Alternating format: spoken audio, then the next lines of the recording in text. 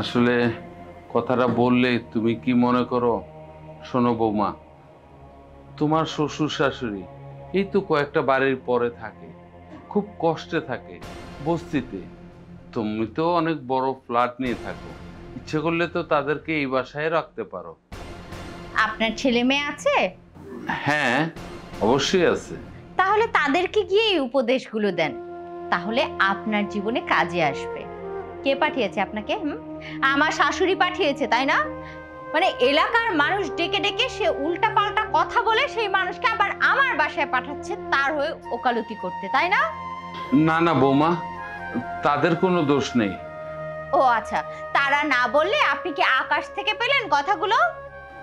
আসলে আমি রাস্তা দিয়ে আসা যাওয়ার সময় তাদেরকে দেখি তো, তারা খুব কষ্টে আছে, তাই তোমাকে বলতে আসছিলাম। শুনুন, এত জ্ঞান দিতে আসবেন না, বুঝেছেন? নিজের চরকায় তেল দিন। নিজের দুদিন পরে কি অবস্থা হবে সেই চিন্তা করুন।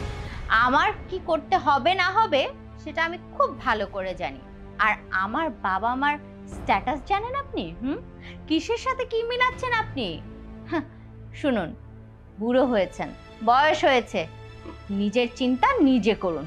মানুষের চিন্তা করে শুধু শুধু নিজের আয়ুটা কমাবেন না। যান। বৌমা, তোমাকে একটা কথা বলি, তোমার বাবা মা তোমাকে লেখাপড়া শিখায় বড় করছে ঠিকই, মানুষ বানাইতে পারে নাই। আর সেই সাথে তুমি তোমার স্বামীকেও অমানুষ বানাইছো। আপনার সাহস তো কম না? আপনি আমার বাসায় বসে আমাকে উল্টাপাল্টা কথা বলছেন। বের হন, বের হন আমার বাসা থেকে। ঠিক আছে ঠিক আছে, তোমার বাসায় থাকতে আসিনি। যে জায়গায় শ্বশুর শাশুড়িকে রাখতে পারো না, সে জায়গায় মেহমানকে আপ্যায়ন করবা কি করে? শোনো বৌমা, তুমিও একদিন শাশুড়ি হবা, আর তুমি যখন বিপদে পড়বা দেখবা এই শ্বশুর শাশুড়ি তোমার কাজে লাগবে। কথাটা মনে রেখো।